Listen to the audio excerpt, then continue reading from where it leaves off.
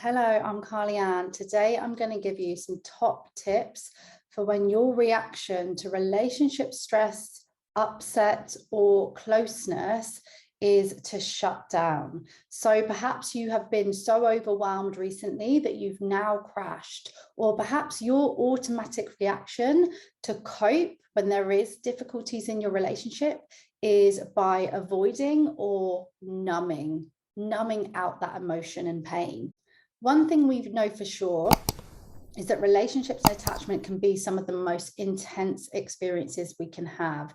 Now, for some of you, you might find that because of that, you avoid relationships and closeness altogether, or you might have periods of time within your relationships, within your life, where you shut off. And you'll tend to know if it's something that you constantly do, or if it's something that's like just at certain times for you. There might be a very specific pattern that's really common.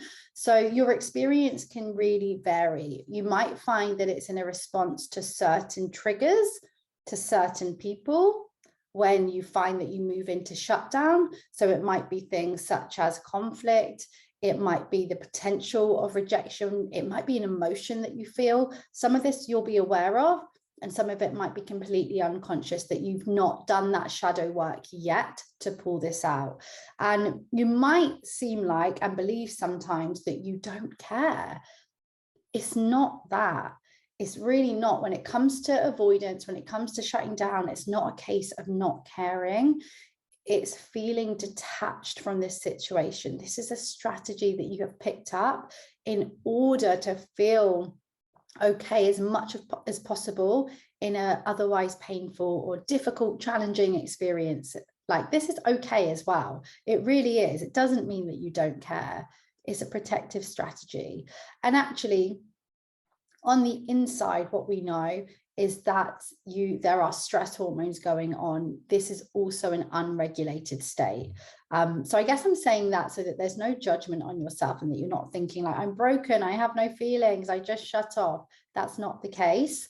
And like I said, I'm going to give you some top tips of how to manage that so that you can bring yourself back to feeling when you're in these activating scenarios.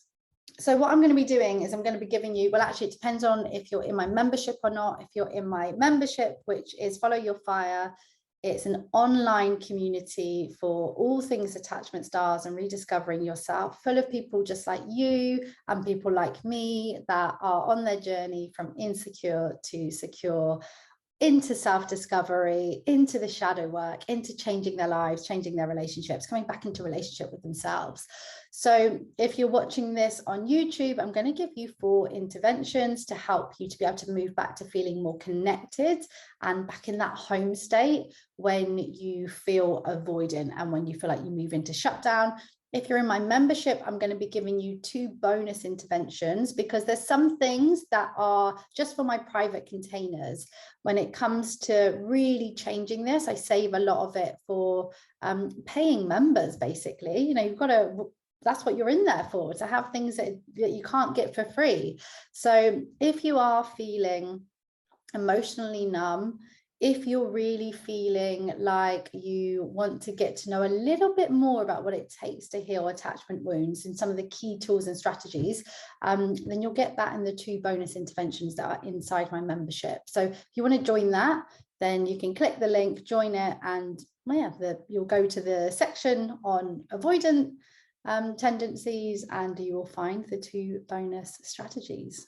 So the first tip that I'm giving you is to move. Resist the urge to be still. I know that it is so tempting when you feel this way, when you're in shutdown. The thought of moving can be really hard.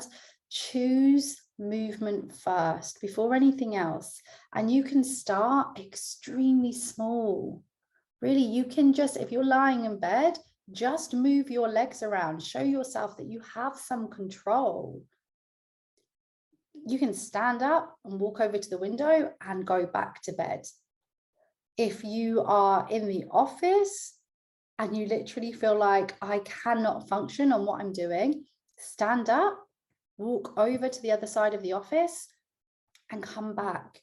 Give yourself some movement and sense of control. You have to take in more information if you do that.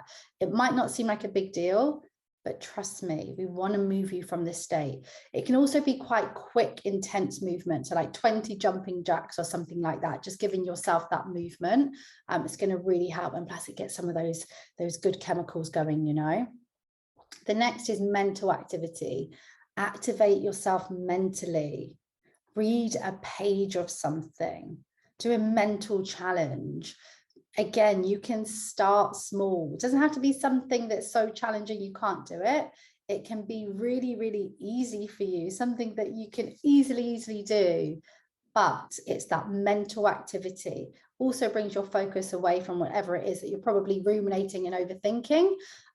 Or if you feel like there's no information, because that's also really common when you shut down and I'm not even thinking anything, then it's going to give you some activity, which is really important.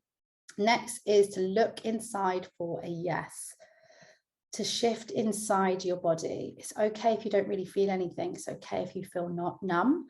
Shift your focus inwards anyway. Acknowledge and welcome experiences. That includes experiences of feeling numb or of not really feeling like you feel anything. All parts of you are welcome. See if you can shift into that compassionate state inwards. And then see if you can dig really, really deep and notice if there are any sensations, if there are any feelings, and let that come to you. The work that I do with people is around coming back into relationship with themselves when they find themselves shut down, especially in relation to relationship stress and things like that, and attachment stress.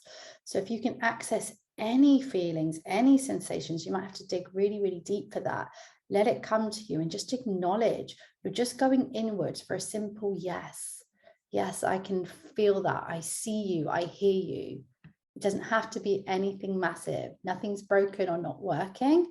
It's a state of being unregulated. Allow for low energy connection. What I mean by this is resist the urge to isolate yourself if you can. I know it can be the middle of the night when this happens, but there's still things that you can do to bring in some sense of connection with others. So choose a form of co-regulating that is low in energy exchange. So depending on what's possible, send a text, reread a kind message that someone sent you, go to a cafe and just be around people. Allow touch if it's possible. If someone is there, allow some touch if that feels safe for you.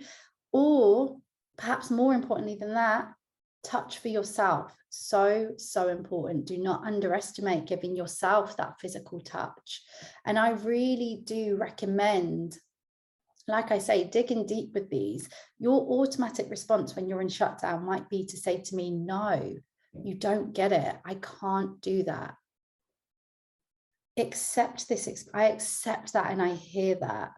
I'm asking, can you dig a little bit deeper and start really, really small, just to see if we can shift you a tiny bit back towards connection. We're not trying to get rid of a feeling. We're not trying to lose it. We're simply being with it and seeing if we can invite in any other experience as well that might help us to move into a bit more of a connected state. That's what we're trying to do here. If you are in the membership, then let's give you these 2 bonus strategies that I truly, truly believe really make a difference when it comes to attachment healing, to be honest, for avoidant or anxious. If you're not in my membership, please do check it out. If not, I hope this has been useful for you. Remember that you're not on your own here. You're not broken. You can absolutely become secure. I hope that this was useful. Let me know in the comments your main takeaways. If you want me to expand on anything or create another video on any of this, then please do let me know. Do not forget, you're enough, you're lovable, you are so, so worthy, and you're irreplaceable.